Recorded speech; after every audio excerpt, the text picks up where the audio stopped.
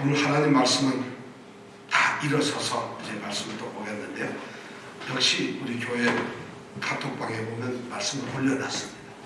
또 주보에 보셔도 있습니다.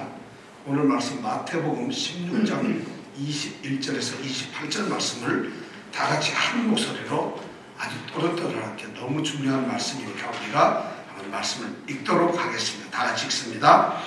이때로부터 예수 그리스도께서 자기가 예루살렘에 올라가 장로들과 대제사장들과 서기관들에게 많은 고난을 받고 죽임을 당하고 제3일에 살아나야 할 것을 제자들에게 비로소 가르치시니 베드로가 예수를 붙들고 간하여 가로되 주여 그리 마옵소서 이 일이 결코 주에게 미치지 아니하리이다.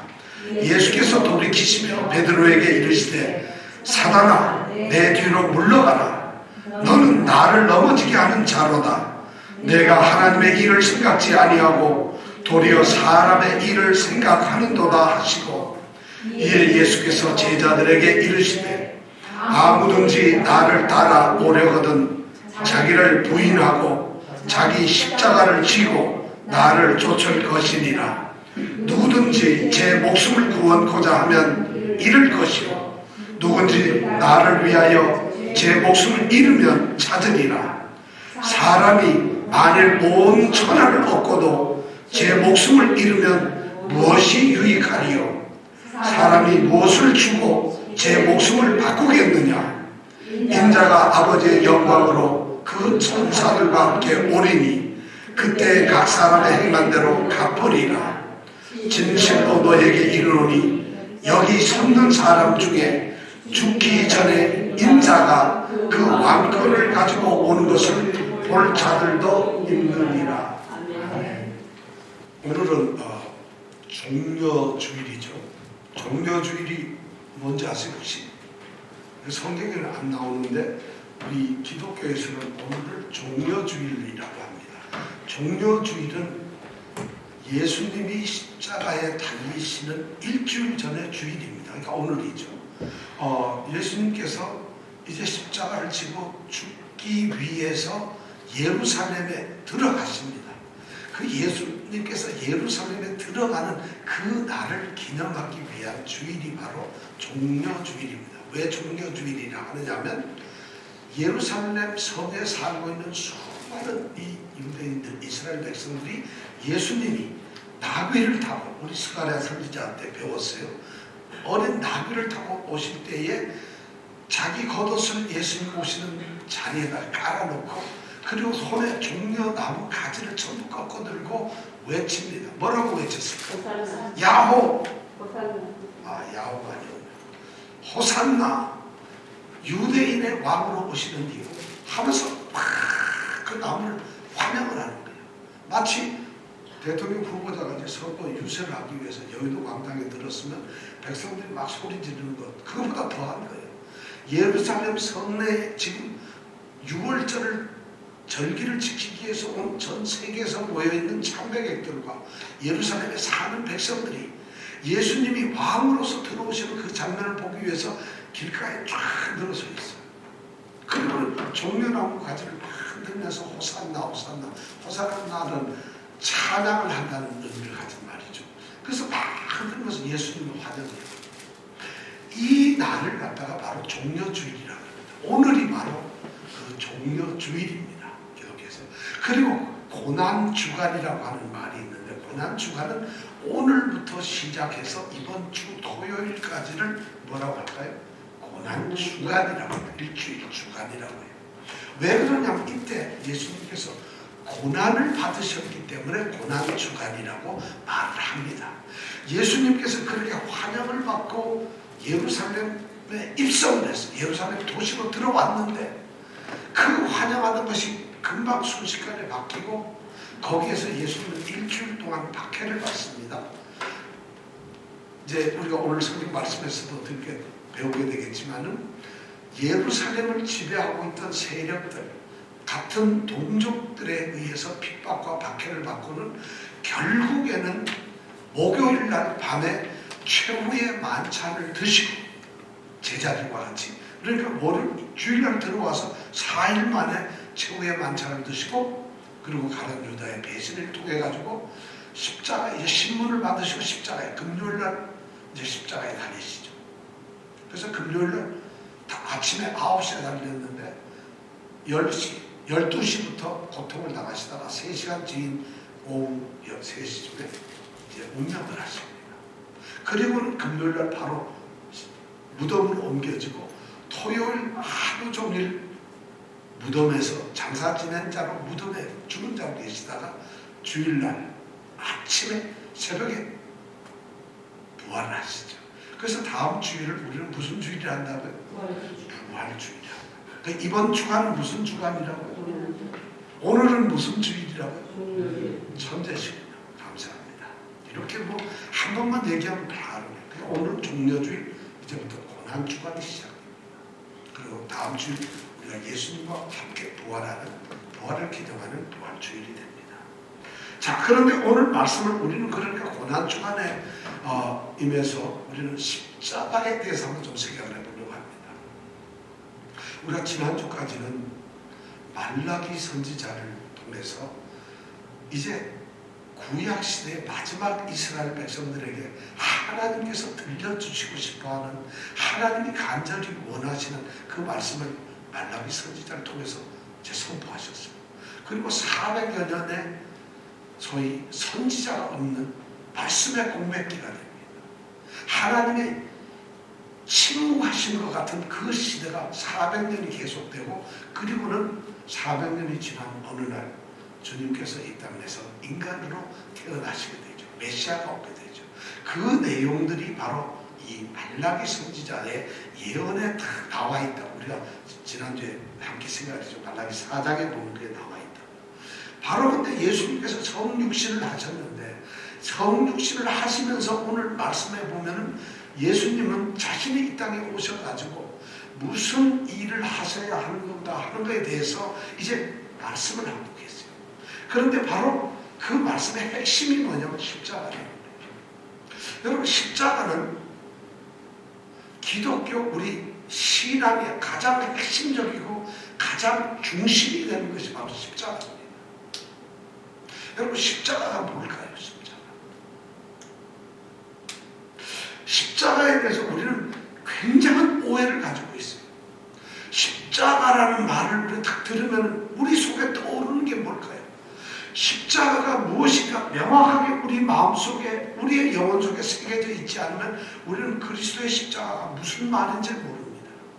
그리고 주님께서 오늘 하신 말씀대로 자기의 십자가를 지고 따르라 할 때 내 십자가를 진다는 것이 무슨 말인지를 모릅니다. 그런데 오늘날 교회는 우리가 성경 말씀에 보면 예수님께서 십자가를 지고 죽으셨고 우리더러 바로 자기 십자가를 지고 따르라는데 그렇다면 예수님의 십자가가 있고 우리의 십자가가 있는데 그 십자가가 상징하는 것이 뭐냐면 십자가는 상징일 뿐이에요. 고대에 아주 옛날에 구약시대에 페르시아, 바사국이죠. 페르시아나 또는 애굽이나 또는 아수르 우리 알죠.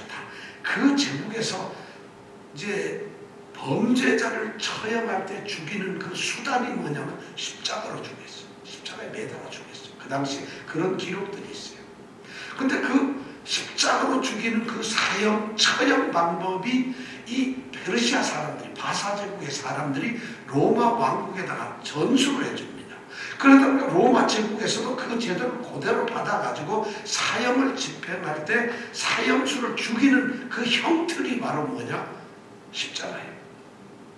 그러면 요즘에는 만약 범죄자가 우리가 죽는다고 교사를 해서 목을 매거나 아니면 본인 같은 총살을 하겠죠. 사형을 하겠죠. 근데 그 당시에는 범죄자를 죽이는 가장 확실하고 드러난 방법이 뭐냐면 십자가에 달아 죽이는 것이었어요. 근데 예수님께서 바로 그 십자가에 달아 죽었다는 것이에요.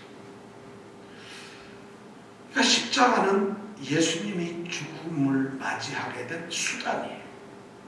어디에 예수님이 죽으셨냐? 십자가에 달려 죽었다. 우리는 이렇게 말합니다. 그런데 바로 이 로마인들은 그 십자가에 죽는 그 가혹한 수시간, 어떤 사람들은 뭐 3, 4일을 매달려서 죽지 않고 온몸에 피가 다 빠지고 김이 빠진 다음에 죽는다는데, 그 잔혹한 십자가의 죽음을 로마 사람들, 로마 이 시민권을 가진 자들은 절대 그 사형에 처해지질 않습니다. 왜냐하면 너무 잔혹하기 때문에, 너무 수치스러운 거기 때문에. 그래서 로마 사람들은 십자가에 죽질 않아요. 그 다음에 유대인들도 신명기 23장에 보면, 21장에 보면은 하나님의 저주를 받은 자들만 나무에 달려서 죽는다고 되어 있어요. 나무라는 것이 바로 십자가를 상징을 했다는 것이죠. 그러니까 로마인이나 그 당시 유대인이나 전부 십자가는 싫은 거예요. 그런데 기독교는 그 십자가를 기독교 믿음의 상징으로 삼고 있다는 거예요. 십자가는 상징이지, 그것이 무슨 뭐 십자가가 권세가 있다거나 능력이 있다거나 하는 게 단지 상징일 뿐이에요. 심볼이에요. 왜 기독교는 그 추악하고 참혹하며 비참하고 수치스러운 십자가 그 형태를 가지고 상징으로 삼았을까요? 이것이 바로 우리가 잘 생각해야 돼요. 십자가가 도대체 뭔가? 십자가가 그 형틀인데, 그 형틀을 보면서 우리가 거기에다가 절을 하고 만약 그걸 숭배하고 그것을 근하고 사랑한다? 이거 바보 같은 짓이에요.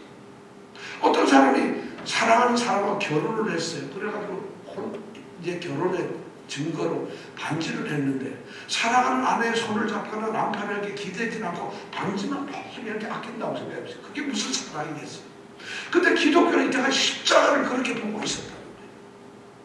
십자가가 무슨 뭔가 자기에게 권능을 주는 것, 무슨 능력이 있는 것처럼, 십자가에 무슨 하나님의 역사가 나타난 것처럼 이렇게 생각합니다. 십자가는 주님의 죽음을 나타내요.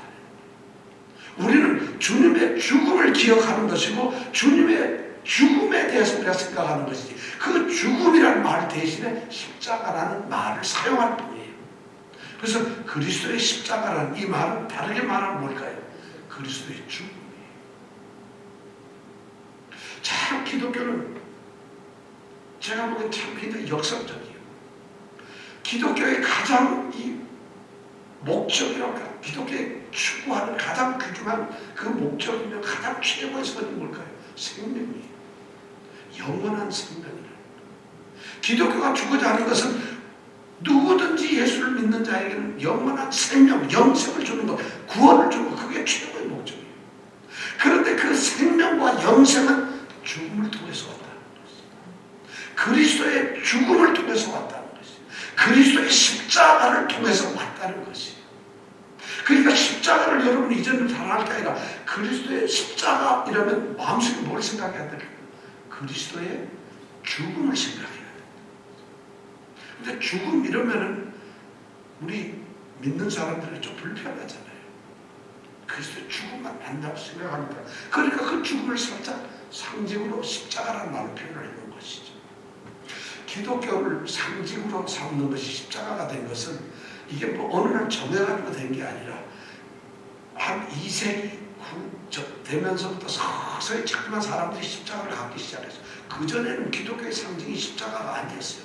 비둘기가 된 적도 있고 왕관이 된 적도 있고, 또는 한때는 물고기가 된 적도 있고, 한때는 양으로서 십자가 상징을 했는데, 그런데도 그것이 기독교를 나타내는 유일한 상징이 되지 못한다는 것이, 기독교의 가장 핵심적인 상징이 뭐냐? 오직 십자가, 오직 그리스도의 죽음이라는 것이에요. 기독교는 죽음을 통해서 세워진 거예요.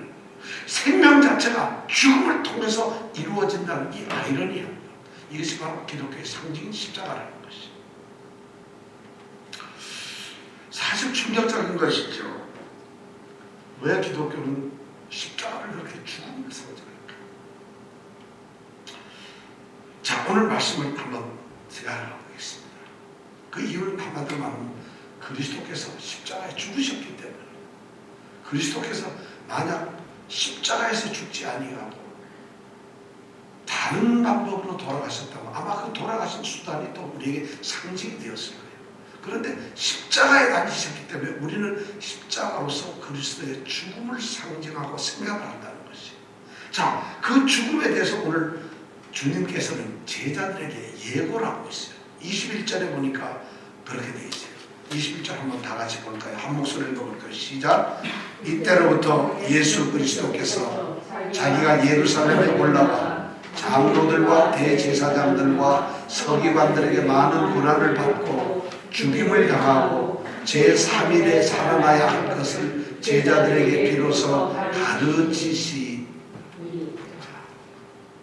여기 보니까 예수님께서 자신의 죽음과 부활에 대해서 지금 제자들에게 예고를 하고 있어요. 우리말로 예언을 하고 있어요. 내가 이렇게 된다는 것을 지금 말씀을 하고 있어요. 근데 그 예언하는 말씀을 우리 21절에 보니까 네 가지가 나와요. 예수님이 하시는 지금 자신의 앞으로의 일정. 아마 이 일이 있고 난 다음에 이것이 예수님이 자신이 이제 당할 일에 대한 첫 번째 예고였는데 이 뒤로도 2번 내지 3번 정도 더 이야기를 하시고 결국은 요 말씀하신 그대로 고난주간에 당하시고 그리고 돌아가시는 거예요. 그러니까 지금 예수님은 자신의 죽음을 알고 있는 거예요. 근데 예수님이 이때 자신이 당할 이 고난에 대해서 중요한 4가지를 우선 얘기를 하시는데 첫 번째가 뭐냐면 예루살렘에 올라가신다는 거예요. 중요합니다. 예루살렘에 올라가서 두 번째는 뭐냐면 장로들과 대제사장들과 서기관들에게 많은 고난을 받으신다는 것이. 처음에가 뭐라고요? 예루살렘에 올라간다. 두 번째는 고난을 받는다. 세 번째는 뭐가요? 예수님께서는 죽임을 당하신다. 죽임을 당하신다. 예루살렘에 올라가고 많은 고난을 받으시고 죽임을 당하시고 그 다음 네 번째가 제3일에 일어나신다. 살아나신다. 이 네 가지를 주님이 얘기를 하시는데 우리 번역에는 조금 약하게 되어 있는데 이 헬라어 원문에 보면은 반드시라고 반드시 기필코 그렇게 하겠다는 그 의지를 놓은 반드시라는 단어, 데이라는 단어가 들어가 있습니다. 그러니까 이 4개 사실은 우연찮게 어쩔 수 없이 그렇게 되는 것이 아니라 반드시 그 일이 일어난다는 것입니다. 참 놀라운 것이죠. 자, 예수님께서는 이것을 어쩔 수 없이 당하는 게 아니라 필연적으로 지금 이런 일이 있어나는 거예요. 예수님께서 이 땅에 성육신 하셔가지고 사람으로 오셨던 그 삶의 목적이 무엇이냐, 그 목적이 바로 사명이 무엇이냐 하는 것을 바로 이 21절에서 예수님께서는 선언을 하시는 거예요. 내가 이것 때문에 왔다는 것이, 내가 이 일 때문에 왔는데 이 일을 지금 한다는 것이에요.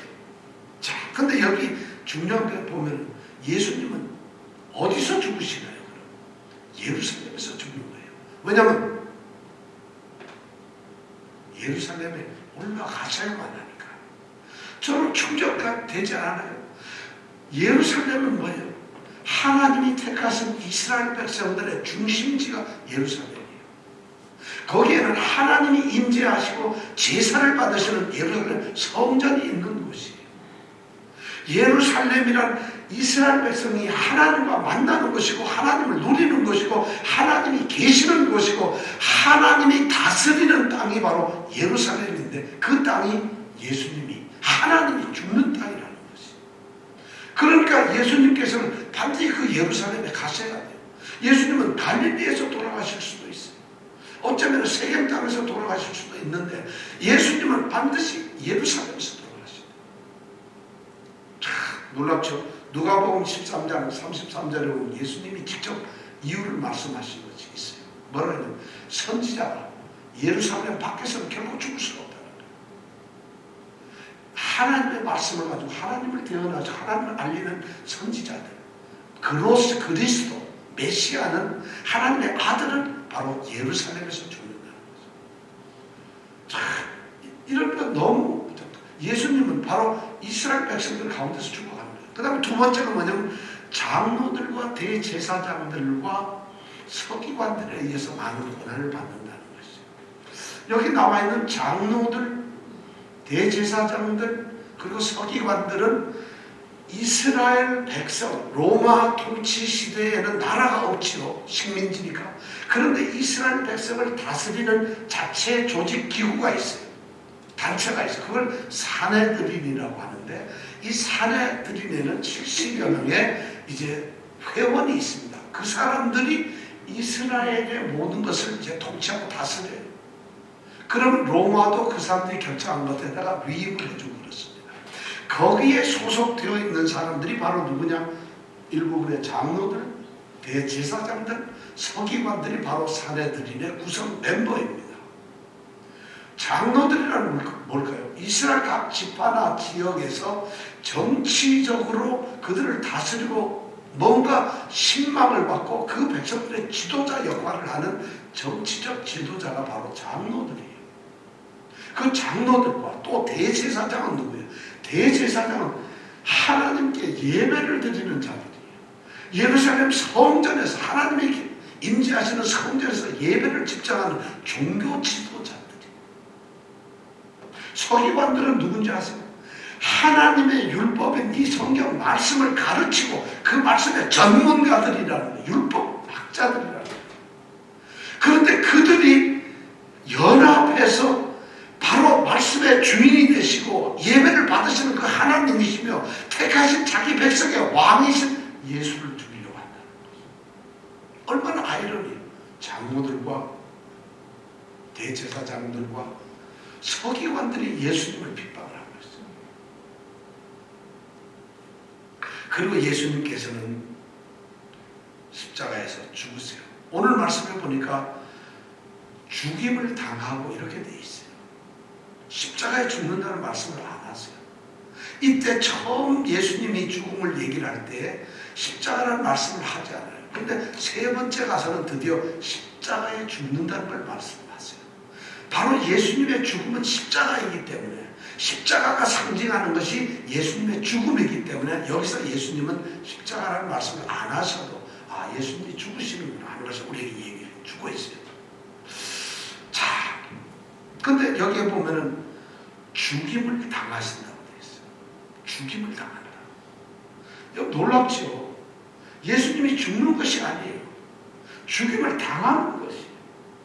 예수님의 죽음은 죽는 것이 아니라, 죽으시는 것이 아니라 죽임을 당하는 것이에요. 예수님이 죽는 것이 아니라 다른 힘에 의해서, 다른 세력에 의해서, 다른 것들에 의해서 죽임을 당하시는 것이에요. 이것이 예수님의 죽음에 대해서 하나의 특징적인 면이에요. 그런데 또 다른 면, 예수님의 죽음, 십자가에 대해서 또 다른 측면이 있어요. 하나는 예수님이 죽는 것이 아니라 죽임을 당하는 것인데, 또 다른 측면은 죽임을 당하시는 것이 아니라 죽는다는 것이 좀 모순이죠. 역설적이죠. 죽는 것이 아니라 죽임을 당한다. 근데 이쪽에는 죽임을 당하는 게 아니라 죽는 거라는 얘기예요. 예수님은 죽임을 당하시는 분이 아니에요. 약하고 뭔가 힘이 없어가지고 또는 무슨 불의하거나 뭔가 잘못되어서 죽임을 어떤 세력에 의해서 당하시는 분이 아니에요. 예수님은 아버지의 뜻을 이루기 위해서, 아버지의 뜻을 위해 자신을 내어줌으로 스스로 죽음을 선택하시는 거예요. 예수님의 죽음은 목적을 가지시고 자발적이고 의도적으로 자신의 죽음을 선택하시고 죽는 것이에요. 예수님의 죽음. 그러니까 우리가 세속적으로 보면, 세상적으로 보면 예수님은 죽으신 것이 아니라 죽음을 당한 것처럼 보이지만 하나님의 일 속에서, 하나님의 뜻에서 보면은 죽임을 당한 것이 아니라 죽음을 스스로 하신 거예요. 죽으시는 거예요. 이것이 바로 세상에서 보는 예수님의 죽음과 우리가 영적으로 보는 믿음 안에서 보는 하나님 나라의 측면에서 보는 예수님의 십자가는 의미가 다르다는 것이에요. 그럼 여기서 우리는 왜 예수님이 십자가에 죽었는가? 왜 예수님은 이렇게 죽음에 대해서 이야기를 하시는 건가? 예수님은 하나님의 아들이에요. 하나님은 영원히 죽으실 수가 없는 분인데 이 땅에서 왜 죽으셨을까요? 우리는 그런 것을 한번 생각해 봐야 돼요. 그럼 예수님이 왜 죽었을까요? 믿음이 예수님이 왜 죽었는가를 생각하지 않으면 그 믿음은 가짜입니다. 예수님의 죽으심에 대해서 확실한 자기 고백을 할 수 없는 사람, 예수님이 가르쳐 주신 대로 그 고백을 할 수 없는 사람, 그걸 믿지 못하는 사람, 그거를 밝히지 못하는 사람은 목사도 가짜고 장로, 안수 집사도, 번사도 다 가짜입니다. 예수님은 왜 죽으셨을까? 예수님 그걸 알아야 된다. 근데 그것이 바로 우리 신앙의 출발이기 때문에 그렇습니다.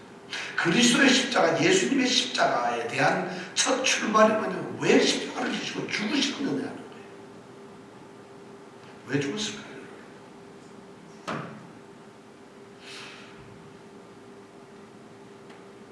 한마디로 얘기하면 예수님은 자신의 죄가 있어서 죽는 게 아니에요. 하나님이니까 그러실 수가 없죠. 그렇다면 예수님은 자신을 위해서 자신 때문에 죽는 것이 아니라 남을 위해서 죽는 것이에요. 죽으실 수밖에 없어요. 근데 다른 사람을 위해서 죽는데 그 다른 사람을 위해 죽는 것이 바로 이 세상 사람을 위해서 죽는다는 것이에요. 왜 그러냐면 바로 우리가 죄인이기 때문에 그렇다. 예수님은 죄인인 사람들을 위해서 죽습니다. 죄인인데 왜 죽어요? 죄도 없으신 하나님이. 그게 아이러니라는 거예요. 죄를 진 인간들이 있는데, 세상에 사람들이 있는데 이들 때문에 죄가 없으신 하나님의 아들은 죽습니다. 그게 예수님의 십자가의 이유예요. 이유. 왜냐하면 여기 십자가에는 아주 중요한 사실이 드러나 있습니다. 세 가지가 드러나 있어요. 우리가 얼추나 첫째는 이 십자가에는 하나님의 사랑이 느껴요.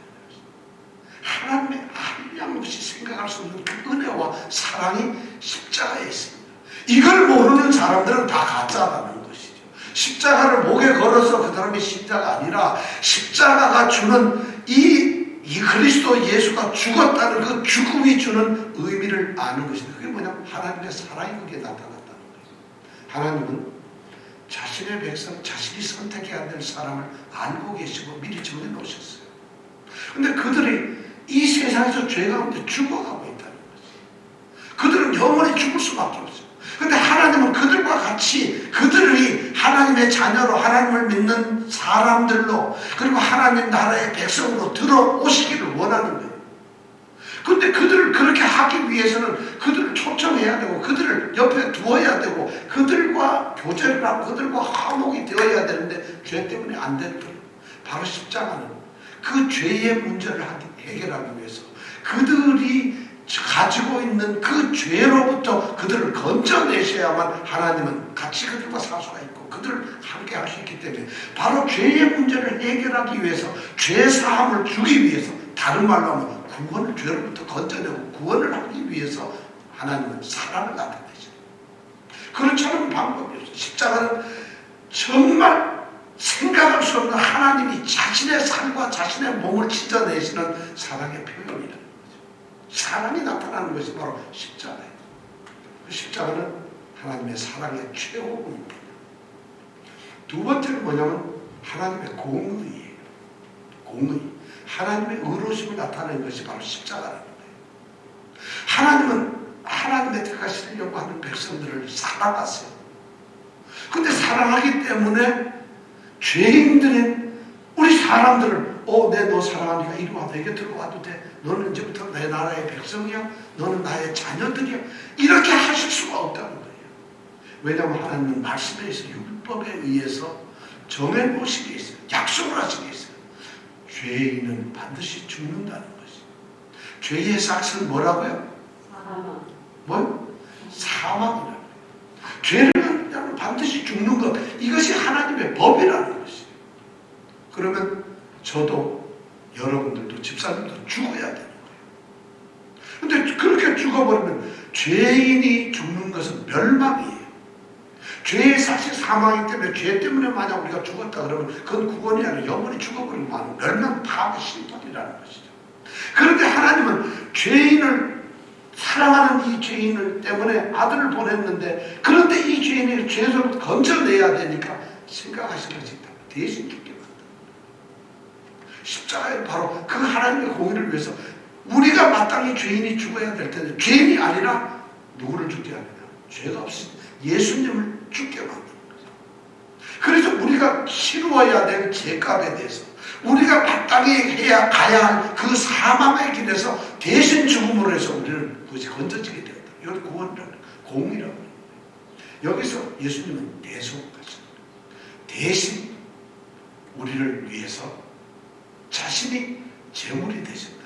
대속이라는 말을 대속하셨다. 이 말은 대신 자기가 속전물이 되었다는 거죠. 구속이라는 건 뭐냐면 구원을 하고 구입하기 위해서 어떤 물건을 사기 위해서 그 돈을 지불했다는 것이 구속이에요. 예수님은 우리의 죄 때문에 우리가 사망에 들어가야 할 죄값으로 죽어야 될 걸 대신 그분이 자신이 값을 치렀다. 그래서 우리를 샀다는 거지. 우리는 죄인이 아니에요. 십자가는 바로 그 화목을 하는 거예요. 하나님은 죄인들과 같은 절대로 화합할 수 없어요. 왜냐하면 하나님은 거룩하시고 죄가 없으신 분인데 사람들은 죄인이거든요. 그럼 이거 안 돼요. 바로 십자가는 이 화목의 길을 열어주셨다. 그리고 하나님께서는 이 십자가를 통해서 공의를 어떻게 해요? 의롭다. 오늘 우리가 칭의에 대해서 읽었는데 칭의라는 건 어떤 사람은 의롭다. 죄인은 의로울 수가 없어요.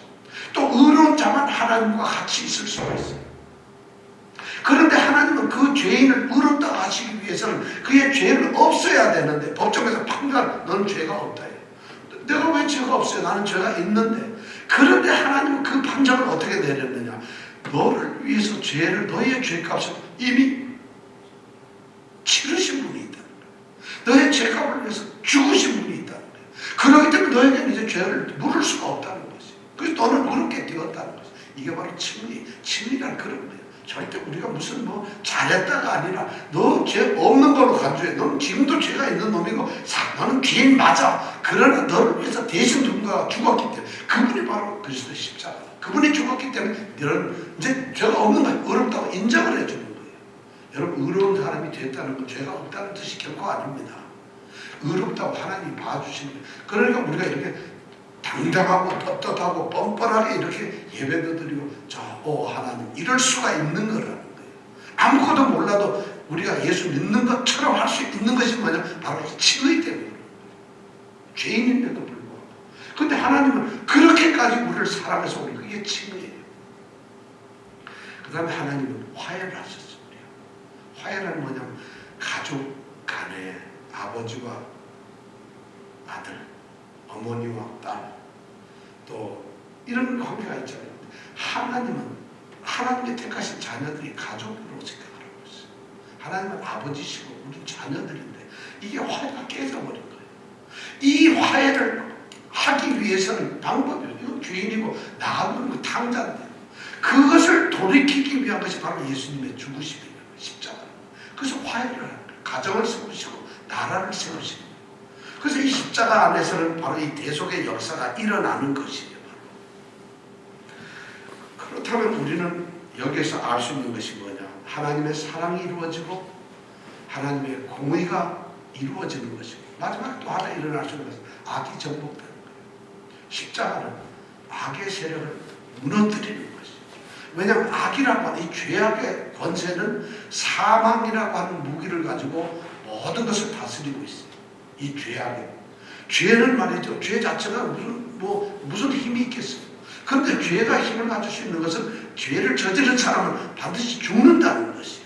그러니까 사망을 가지고 죄인을 협박을 하고 죄인들이 그렇게 거기서 죽어가는데 바로 그 죄의 문제를 해결 딱 해버리니까 사망이 아무것도 아니에요. 예수님은 그 십자가에서 죽으셔서 죄의 문제를 완전히 끝내버리셨어요. 그리고 부활하셔서 죄의 권세를, 죄의 힘을 없애버려요. 정복을 하신다. 이 세 가지가 바로 십자가에 나타난 것이에요. 한마디로 딱 얘기하면 죄 사함이 없이는 우리는 하나님의 자녀가 될 수 없어요. 죄의 용서를 받지 않는 사람은 믿는 사람이 될 수가 없어요. 바로 그 죄 사함, 죄 사람이라는 건 죄에서 건져내시는 거죠. 그거를 위해서 예수님은 십자가를 지셨다. 우리를 그렇게 하기 위해서. 그러니까 여러분 그리스도의 십자가 하면 앞으로 목 걸고 무슨 예수님이 못 자고 이를 밟아가지고 못이 이 손바닥에 찔려가지고 매달려가지고 몸무게 때문에 쳐져서 여기 살이 찢어지고 피가 나고 과식의 멸류관 써서 이걸 십자가로 생각하지 마세요. 그런 핍박받는 거, 그런 고통당하는 게 십자가가 아닙니다. 우리는 십자가를 그렇게 생각을 해요. 그러니까 감상적으로 십자가 하면은 내가 죄 사함을 받았다는, 그래서 그분이 죽었다는 이 사실을 잃어버리고 주님이 고난을 받고 고통을 받았다. 너무 인간적 감상적이에요. 그것이 우리의 신앙이 아니라는 것이에요. 그 십자가를 우리가 그렇게 생각하지 말라는 거예요. 십자가는 뭐라고요? 십자가는 뭐라고? 바로 주님의 죽으심. 우리는 죽으심을 감사하는 거예요. 그분이 나처럼 죽었기 때문에 고마운 거지. 그분이 가시관을 써서 우리가 드는 게 아니에요. 죽음을 나타내는 것이 바로 십자가라는 거예요. 이것이 바로 예수님이 오늘 21절에 하고 있는 말씀이에요. 근데 돌발 사고가 생겼어요. 22절하고 23절에 보니까 22절에 베드로가 갑자기 나섭니다. 나서가지고 뭐라 하냐면 베드로가 예수를 붙들고 예수를 끌어당겼다는 얘기예요. 붙들고는 22절에 보면 그리고 간했다는 비난하고 비판하고 항변을 한다는 것이에요. 그러면서 뭐라고 얘기를 하냐면 주여 그래서는 안 됩니다. 그렇게 말도 안 되는 소리 하지 마세요. 그런 일이 결코 주님한테 있어서는 안 됩니다. 주님이 고난을 받는 거, 예루살렘에 올라가는 거, 십자가에 죽는 거, 이런 일은 있어서는 안 된다는 것이에요. 얼마나 베드로가 멋진, 정말 훌륭한 제자예요. 근데 베드로는 그렇게 생각을 했어요. 우리 보세요. 예수님이 만약에 누구한테 욕을 먹고 혹시 누가 막 때리고 예수님을 죽이려고 하면 집사님 어떻게 하겠어요? 누가 예수님을 죽여? 하고 내가 목숨까지 지금 베드로가 그러고 있는 거예요. 어디 감히 예수님을? 왜 예수님이 그 말씀을 하셨고 베드로는 이랬을까요? 우리는 여기서 놀라운 비밀이 하나 있어요. 21절에 제일 처음에 보면 이렇게 돼 있어요. 이때로부터 뭐가 있다고요? 이때로부터.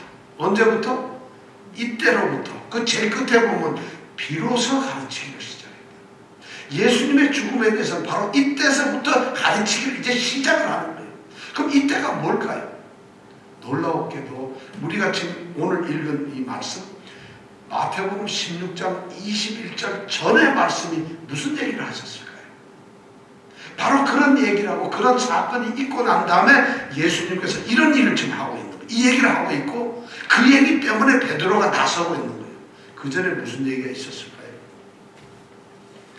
자, 예수님께서 가이사라 빌립보라고 하는 동네에 계세요. 이 16장 그 전의 말씀에 보면 13절부터 가이사라 빌립보에 가셔서 예수님은 제자들하고 앉으면서 야 세상 사람이 나를 뭐라 하느냐 하고 물어보세요. 그러니까 제자들이 대답하니까 너희는 나를 뭐라고 하느냐. 그러니까 베드로가 탁 나서 뭐라고 대답을 했어요.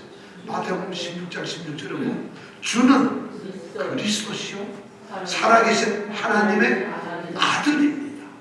베드로가 그런 신앙 고백을 했어요. 이게 얼마나 위대한 고백이에요. 주님은 그리스도입니다. 메시아라는 얘기예요. 그리스도. 바로 우리 민족, 우리를 구원하신 메시아예요. 그리고 살아계신, 현재도 살아계셔서 역사하시는 그 하나님의 살아있는 아들이라는 거예요. 그 당시에는 아들 그러면 신의 아들이 왕이거든요. 바로 예수님이 그런 분이라고 고백을 한 거예요.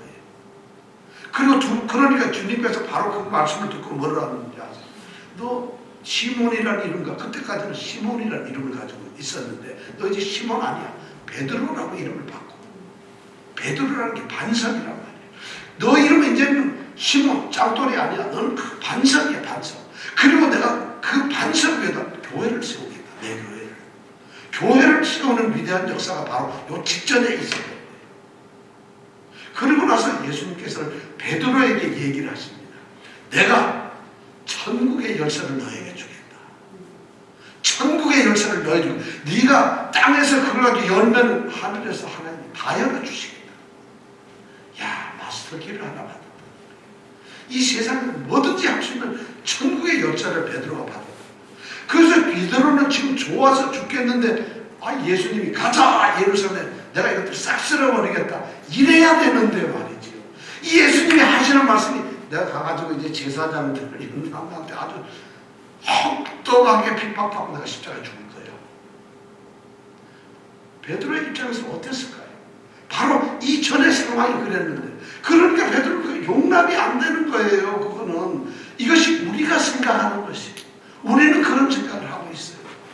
아마 우리 이정근 집사님이나 이병택 집사님은 그런 일이 있으면 제일 먼저 나와서 팔 걷고 어떤 X가 덤벼 감히 우리 예수님을 이랬을 거예요. 베드로가 바로 그런 사람이에요. 왜냐하면 그런 고백도 하고 그런 권세를 받아서 일순 딱 예수님의 말씀 듣는 십자가에 죽어? 그게 다 물거품이 돼버려요. 우리 메시아가 그렇게 죽어버리면 자기는 닥쳤던 뭐지? X예요. 그렇게 되니까 얼마나 베드로가 안 돼. 그러니까 베드로는 그걸 반대할 수밖에 없어요. 아닙니다. 그러니까 23절에서 예수님께서는 딱 베드로를 돌아다 보십니다. 그렇게 하는 우리 이정근 집사님을 보면서 뭐라고 얘기하는가요? 23절 같이 읽어볼까요? 시작! 예수께서 돌이키시며 베드로에게 이르시되 사단아 내 뒤로 물러나라. 그 다음에 계속 시작. 너는 나를 넘어지게 하는 자로다. 내가 하나님의 일을 생각지 아니하고 도리어 사람의 일을 생각하는도다 하십니다. 예수님은 엄청난 얘기를 하고 있어요. 메시아는 죽을 수가 없어요. 그건 아니되옵니다 하는 것이 베드로는 그렇게 했는데, 놀라웠게도 예수님은 베드로를 책망하세요. 베드로는 말이죠, 생명을 위한 그 하나님의 계획을 모르는 자예요.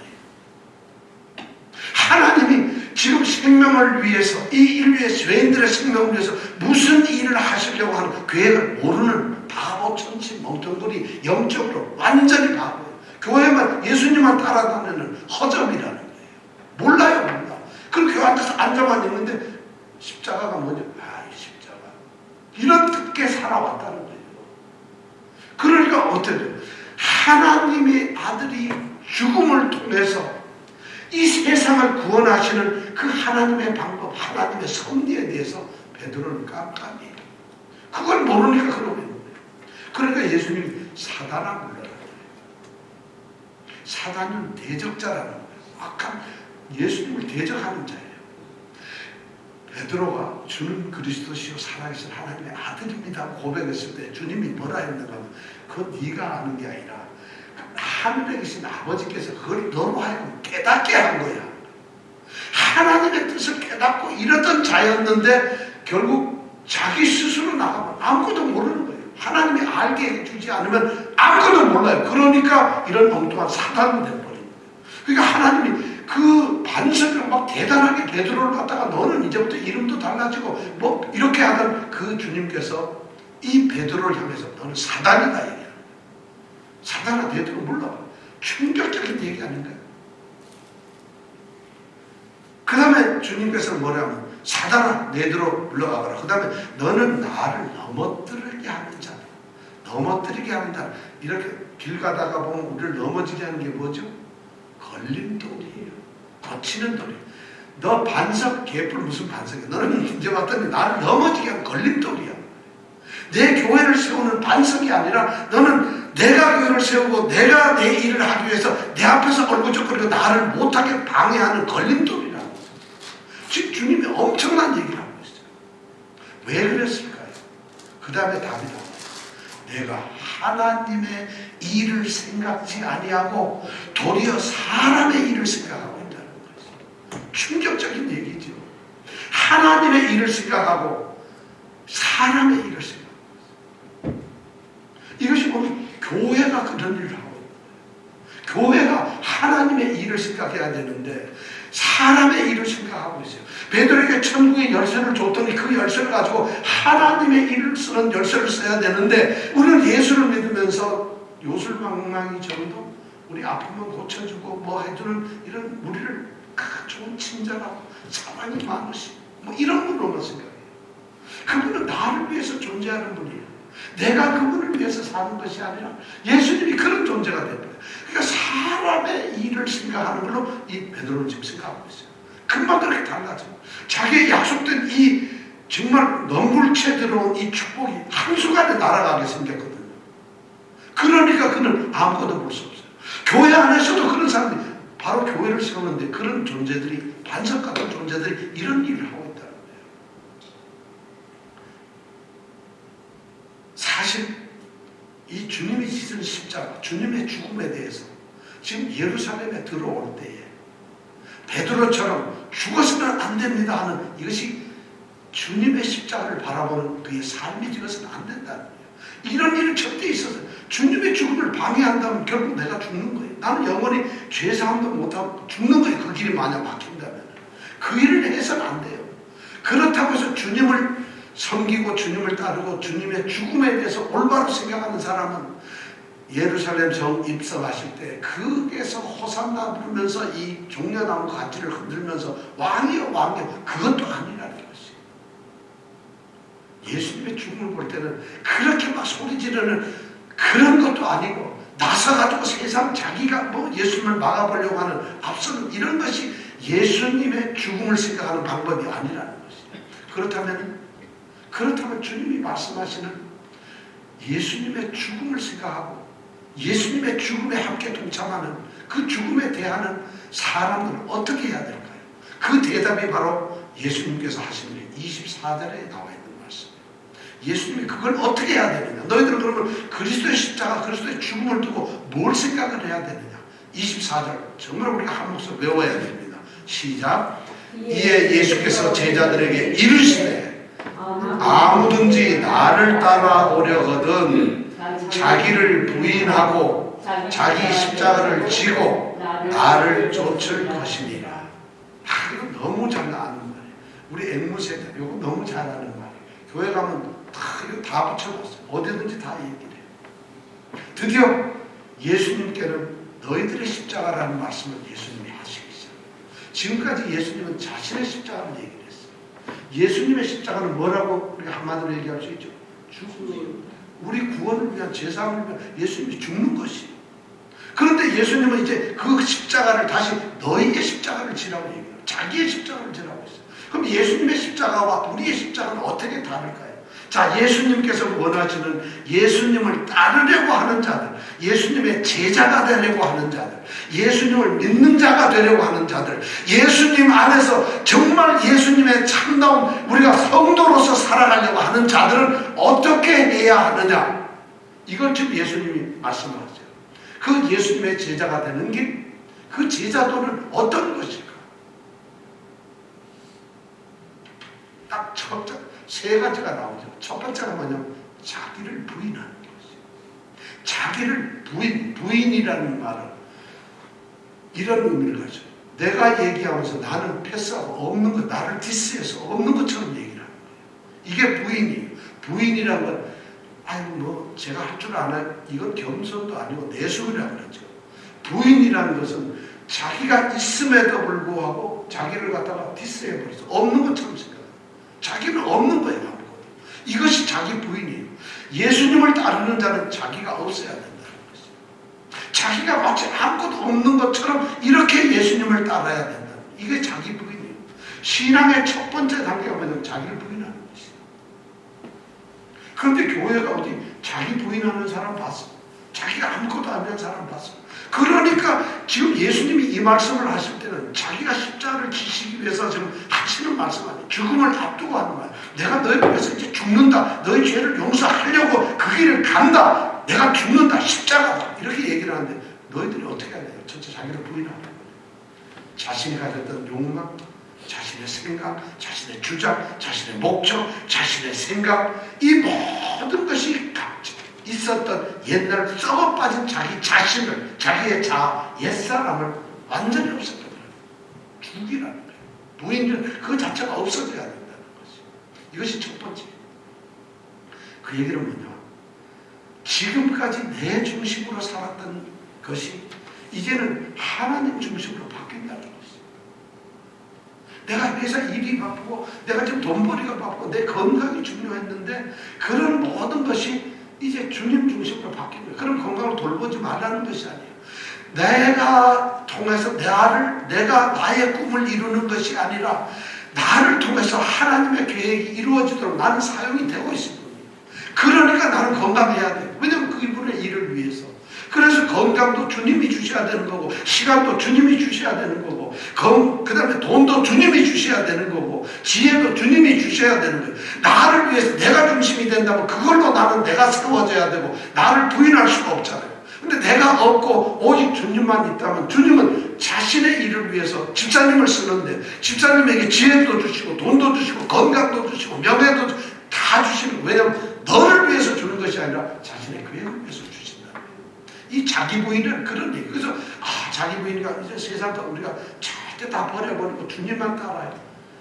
우리 신앙의 가장 근본적으로 잘못된 것이 자기 부인이 그런 것이. 모든 것이 내게 주시는 것은 그분 영광을 위해서 내가 쓰임을 받겨서 내게 주신 것이지 나를 높이기 위한 것이 아니라는 거예요. 자기 부인이란 바로 우리의 목적이 달라졌다는 거죠. 내가 목적, 나는 디스가 되고 하나님만 살아요. 예수님만 보이게 합니다. 그렇기 때문에 우리는 이 세상에 예수 믿는 사람들이 살면 진짜 당당하게 살 수 있는 거예요. 왜냐하면 나는 아니거든요. 내가 지금 하는 건 저분의 일인데 나는 그 일을 하는 사람이거든. 내가 높아지는 게 아니에요. 내가 전기공사하는 게 내가 돈 벌려고 하는 게 아니에요. 돈을 벌면 내가 잘 살려고 하는 게 아니라는 거예요.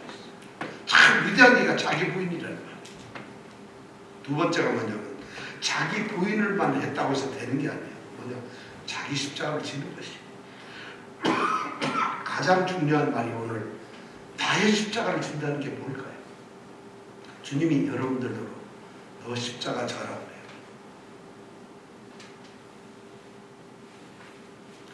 아마 이 말을 우리는 지금 들으면 이게 무슨 말이야? 내가 나의 십자가를 진다는 게 뭘까? 생각을 할지 몰라요. 그런데 그 당시에 예수님이 이 말씀을 할 때 그 당시 로마 시대로 한번 가볼까요? 예수님께서 어떤 사람, 너는 너의 십자가를 지고 나를 따르세요. 이러면 그 말이 뭘로 들었을까요? 십자가를 진다 하면 머릿속에 딱 떠오르는 그 당시에 로마 시대 사람들은 이 사형수로서 죽어야 될 사형수가, 십자가에 달려 죽어야 될 사형수가 자기 사형 처형장으로 지금 가면서 자기가 매달려야 될 십자가를 지고 가는 거예요. 내가 지금 사형수예요. 난 죽는 거예요. 근데 내가 죽는데 그냥 죽는 게 아니라 내가 매달려야 될 내 십자가를 내가 지고 가는 거예요. 그 당시에 사람들이 너의 십자가를 지고 나를 따라 그러면 내가 주님과 함께 죽는구나. 이걸 생각하는 거예요. 절대로 이 십자가라는 것은 오늘날처럼 우리가 생각하는 게 아니에요. 십자가를 진다는 얘기는 나도 예수님과 똑같다는 것이에요. 나도 예수님이 지금 죽음을 당한다면 나도 죽는다는 것이에요.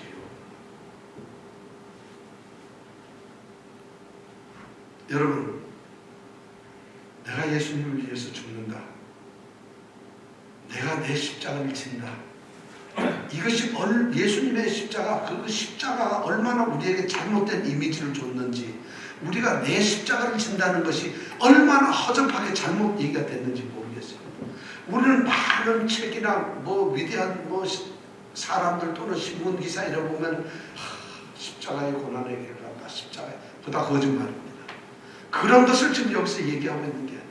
자기 십자가 된다는 것은 내가 교회 다니는데 시어머니가 내 십자가에 너무 나를 못 나가게 해요. 내가 예수 믿고 싶은데 이놈의 장사가 문제예요. 내가 예수 잘 믿고 싶어 하는데 내가 이놈 회사가 문제예요. 내가 예수 잘 믿는데 우리 애들이 문제예요. 우리 부모가 문제예요. 돈이 문제예요. 나의 건강이 문제예요. 시간이 문제예요. 이것이 나의 십자가인데 이 십자가를 내가 지고서도 예수님 믿습니다. 이런 얘기가 아니라는 것이에요. 너의 십자가를 지라는 얘기는 그런 핍박이나 고난이나 형벌이나 어떤 불이익이나 고통이나 이것을 지고 가는 것이 십자가를 지는 것이 아니라는 말이에요. 그건 죽는 게 아니거든요.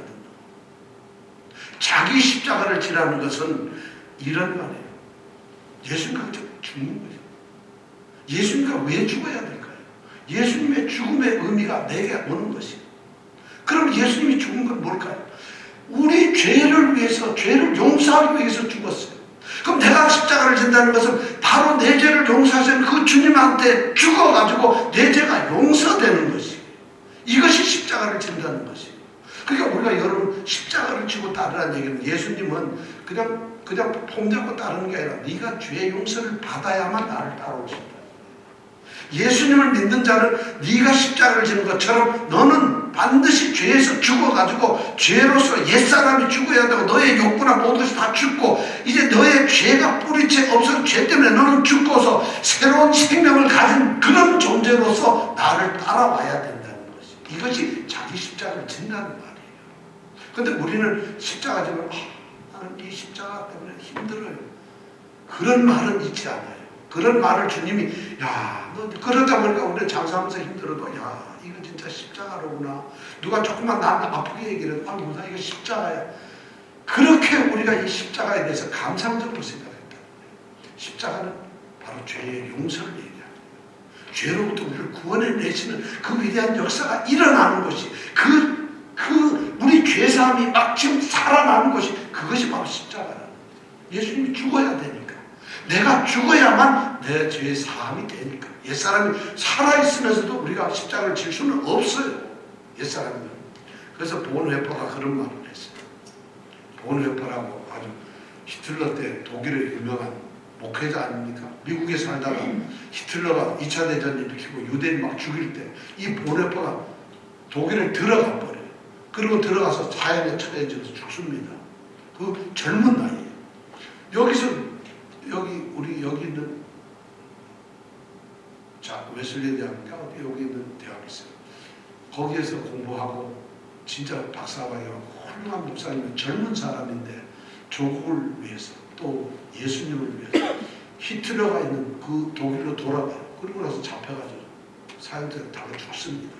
그 보네퍼라는 사람이 굉장히 신앙적인 위대한 신학자인데 그 사람이 이런 말이에요. 나를 따르라는 책 속에 보니까 그리스도께서 사람을 부르실 때 그 그리스도는 그 사람이 자기에게 와서 죽으라고 명하셨다. 나를 따르라고 자기 십자가를 지란 말은 너 나한테 와서 죽어 이런 말을 하는 거 똑같다는 거예요. 근데 우리는 가서 죽지는 않고 십자가만 지고 봉을 잡고 있어요. 나 이 십자가 때문에 힘들어 죽겠네 이러고 다니고 있다는 거예요.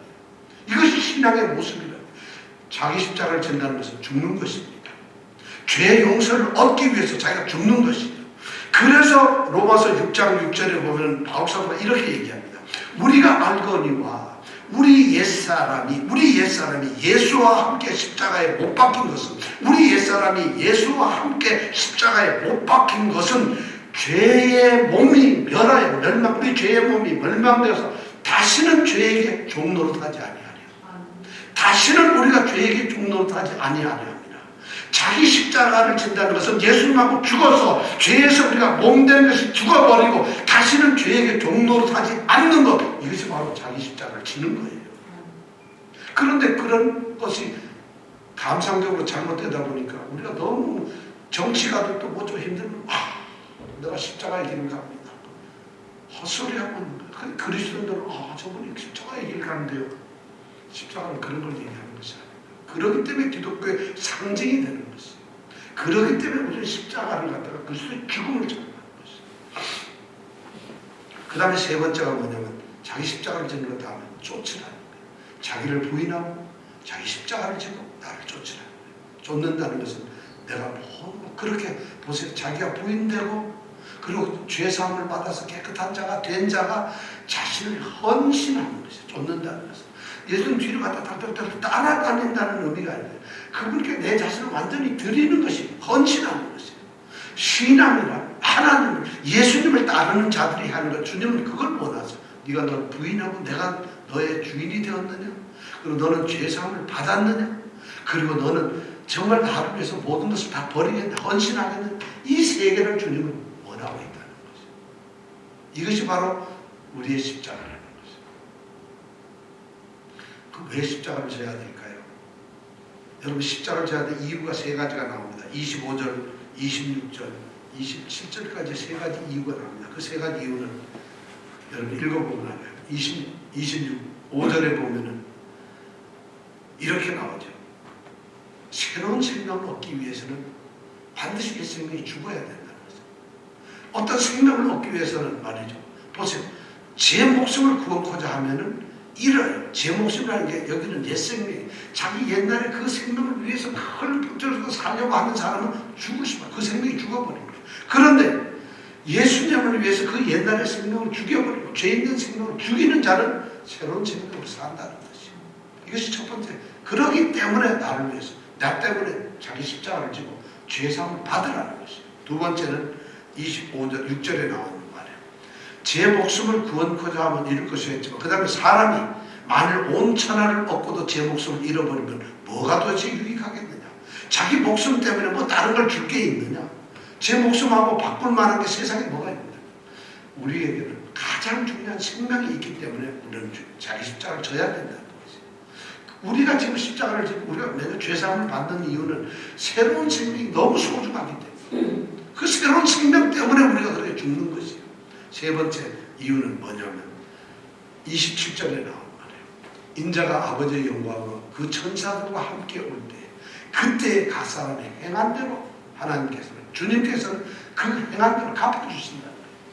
그 사람이 죄사함을 받고 구원을 받은 자로서 나의 사람이 되고 나를 쫓을 때 그 사람에게 하나님께서는 구원을 주신다는 것이 이게 보상이에요. 그렇기 때문에 우리는 내 십자가를 진다는 거예요. 자, 내 십자가를 진다는 게 뭘까요? 내가 죄사함에 들어가는 것이. 그래서 내가 죽고 이제 내가 사는 게 아니라 주님이 사시는 거예요. 그래서 28절에 보면 놀라운 얘기가 나와요. 28절 한번 읽어볼까요? 진실로 너에게 이르노니 여기 섰는 사람 중에 죽기 전에 인자가 그 왕관을 가지고 오는 것을 볼 자들도 있느니라. 아, 제자들이 듣고 있는데 예수님은 자, 너희 섰는 자들 중에서는 죽기 전에 내가 인자가 왕관 쓰고 오는 것을 볼 사람들이 있어. 누굴까요? 그런데 바로 이것이 16장 마태복음 16장 28절이 마지막 절이에요. 그리고 17장으로 넘어갔는데 17장은 무슨 일이 생겼느냐. 우리가 잘 아는 변화산에서 예수님이 모세와 엘리야와 함께 이렇게 서 있는 거예요. 변화산에서 변형된 모습으로 하늘의 모습으로 산 꼭대기에 이렇게 서 있는 거예요. 그때 따라갔던 자가 베드로, 야고보, 요한이 그 장면을 보는데 여기 너무 좋아. 여기서 살자 했더니 no. 바로 그들이 본다. 그리고 예수를 믿었던 사람들이 이 말씀을 바로 전 앞을 보면 전부 연결이 되어 있어요. 바로 그런 사람들이 볼 수 있어요. 우리가 이 땅에서 예수를 믿고 바로 자기를 부인하고 십자가를 지고 가면 우리는 그렇게 살 수 있어요. 우리는 예수님을 이 땅에서 이미 우리는 영광을 누리고 있어요. 왜냐하면 구원의 영광을 누렸어요. 우리가 하나님의 자녀라는 걸 지금 누리고 있어요. 우리가 하나님 편에 지금 서 있는데 하나님께서 우리를 갖다 똑같이 하나님과 함께 동행하는 자로 우리를 여기고 계시는 거예요. 우리를. 자, 결론 냈습니다. 생명으로 가는 유일한 길은 죽음입니다. 기억하십시오. 생명으로 가는 유일한 길은 죽음입니다. 새로운 생명을 얻는 것은 옛자가 죽어야 되고 새 생명을 얻어야 돼요. 그냥 저절로 새 생명이 되는 것은 없습니다. 그러니까 우리는 죄사함을 반드시 받고 죄 때문에 우리는 반드시 죽어야 됩니다. 그래서 왜냐하면 그 죄가 없으면 안 돼요. 그 십자가는 예수님의 죽음은 바로 그 장벽을 깨뜨려 버리는 것이에요. 우리가 죽을 수 있는 길을 열어주신 거예요. 그러니까 내가 거기 가서 죽는 것이에요. 예수님이 죽으신 그 십자가에 가서 예수님이 길을 열어놨으니까 나도 거기서 죽고는 내 죄가 죽고는 내가 죄사함을 받는 것이에요. 그리고는 이제 내가 사는 게 아니라 내 안에서 그리스도가 사는 것이에요. 이것이 바로 오늘 말하는 그리스도의 십자가고 우리가 져야 될 십자가입니다. 우리가 이 고난주간을 맞이해서 여러분들에게 이 비밀이 정말 알려지길 바라요. 예수님께서 이렇게 말한 고난을 제자들조차 모르잖아요. 그러니까 나대고 예수님이 구원의 사역을 하는데 그걸 방해하려고 나오고 있어요. 그 길, 죽음의 길이 유일한 예수님의 방법인데 하나님이 정해놓으신 지혜로운 방법인데 그걸 못하게 하고 있다니까요. 이게 사단이 아니고 뭐겠어요. 오늘 우리는 주님이 말씀한 대로 호산나 외치는 것이 아니라 그걸 막으려고 나서는 우리의 인간적인 생각이 아니라 우리가 그분을 위해서 나를 부인하고 십자가에 죽는데 죄사함을 받는 거예요. 그리고 그분을 모든 것이 그분의 나의 주인이라는 걸 알고 헌신하는 거예요. 그럴 때 우리가 예수님을 진짜 따르는 예수님의 제자가 되는 것이고 그것이 교회가 된다는 것입니다. 이 은혜가 우리에게 있기를 원합니다. 자, 기도하겠습니다.